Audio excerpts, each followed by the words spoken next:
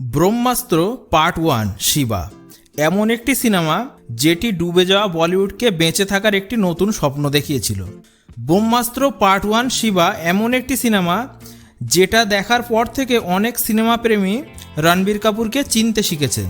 তো এই ব্রহ্মাস্ত্র এর সিকুয়েল বা পার্ট 2 দেব কবে আসবে এবং সেটি আমরা কবে দেখতে পাবো সেটি আজকের ভিডিওতে আমি বলবো।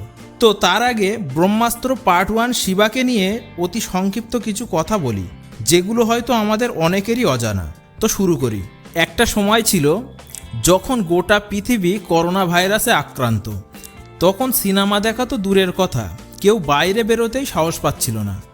সেই সময় শুধু বলিউড নয়, পুরো বিশ্বের সিনেমা ইন্ডাস্ট্রি টাইটানিকের মতো ডুবে গিয়েছিল প্রায়।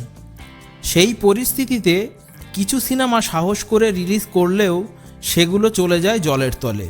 সেই সময় সমস্ত সিনেমা ইন্ডাস্ট্রির মতো বলিউডেরও হয়েছিল একই অবস্থা। কিছু সিনেমা রিলিজ করা হলেও দর্শক ভয়ে সিনেমা হলের দিকে পা বাড়ায়নি, ফলে অনেক বড় ক্ষতির সম্মুখীন হয় পুরো বলিউড ইন্ডাস্ট্রি। এভাবেই চলতে থাকে বেশ কিছু বছর। সেই করোনার রেশ তখনও লেগে আছে ভারতবর্ষের গায়ে। এরপর আস্তে আস্তে পরিস্থিতি কিছুটা নিয়ন্ত্রণে আসে।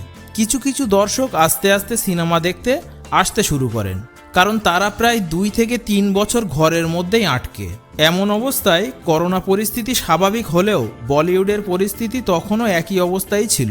এমতো অবস্থায় 2022 সালে সিনেমা হলে মুক্তি পায় ব্রহ্মাস্ত্র পার্ট 1 শিবা, যেটি রিলিজ হয়েছিল 2022 সালে সেপ্টেম্বর মাসের 9 তারিখে। সিনেমাটি অনেক বড় বাজেটে নির্মিত হয়েছিল, যেটি প্রায় 375 কোটি থেকে 400 কোটি টাকার মতো। এত বড় বাজেটে সিনেমা রিলিজ করা বলিউডের এই বেহাল দশার সময় প্রডিউসার করণ জোহরের একটু চাপই ছিল, কারণ তখন বলিউডের হাল খারাপ থাকলেও সাউথ ইন্ডাস্ট্রি বেশ জাঁকিয়ে বসেছিল। তারা তখন বেশ কয়েকটি ইন্ডাস্ট্রি হিট সিনেমা দর্শকদের উপহার দিয়ে ফেলেছে অলরেডি। সমস্ত ইন্ডিয়ান দর্শক তখন সাউথের দিকেই বেশি ঝুঁকে গেছেন, কারণ তারা ইতিমধ্যে সাউথের কেজিএফ এবং RRR এর মতো সিনেমার মজা লুটে নিয়েছে। আর যার ফলে বলিউডের অনেক বড় বাজেটের সিনেমাও ফ্লপ হতে শুরু করে। তার মধ্যে আমির খানের লাল সিং চাড্ডা, অক্ষয় কুমারের বচ্চন পান্ডে, বেল বটম, রক্ষাবন্ধন, সম্রাট পৃথ্বীরাজের মতো সিনেমাও ফ্লপ হতে শুরু করে। আর এই ব্রহ্মাস্ত্র পার্ট 1 এর রিলিজ দেওয়া প্রডিউসারের ভয় পাওয়ার আরও একটি কারণ আছে। সেটি হলো এই সিনেমার নায়ক রণবীর কাপুরের এই 2022 সালে একটি অনেক বড় বাজেটের সিনেমা ফ্লপ হয়, যার নাম হলো শামশেরা। এই সিনেমার বাজেট ছিল প্রায় 150 কোটি টাকা, যার মধ্যে শুধু রণবীর কাপুরের স্যালারি ছিল 50 কোটি টাকার মতো। এটি বিশ্বব্যাপী 5550টি প্রেক্ষাগৃহে মুক্তি দিলেও যার বিশ্বব্যাপী কালেকশন ছিল খুবই ন্যূনতম, এবং যেটি হলো 62 কোটি টাকার মতো। রণবীর কাপুরের সঙ্গে এমন ঘটনা ঘটার পর সবারই মনে হতে থাকে যে ব্রহ্মাস্ত্র সিনেমাটিও যদি এমন পরিস্থিতির শিকার হয় তাহলে বলিউডের অনেক বড় ক্ষতি হবে, কারণ শামশেরার থেকে ব্রহ্মাস্ত্র এর বাজেট দ্বিগুণেরও বেশি। সেই জন্য প্রডিউসার করণ জোহর একটু অমতি ছিলেন এই সময় সিনেমাটি রিলিজ করতে। তো শেষমেশ সকল তর্ক বিতর্কের অবসান ঘটিয়ে 2022 সালের সেপ্টেম্বর মাসের 9 তারিখে বিশ্বব্যাপী 8900-রও বেশি স্ক্রিনে মুক্তি দেওয়া হয় এই ব্রহ্মাস্ত্র পার্ট 1 শিবাকে, যার মধ্যে 5000টি স্ক্রিন ছিল শুধু ইন্ডিয়ার, আর বাকি স্ক্রিনগুলো ছিল পুরো ওয়ার্ল্ডে।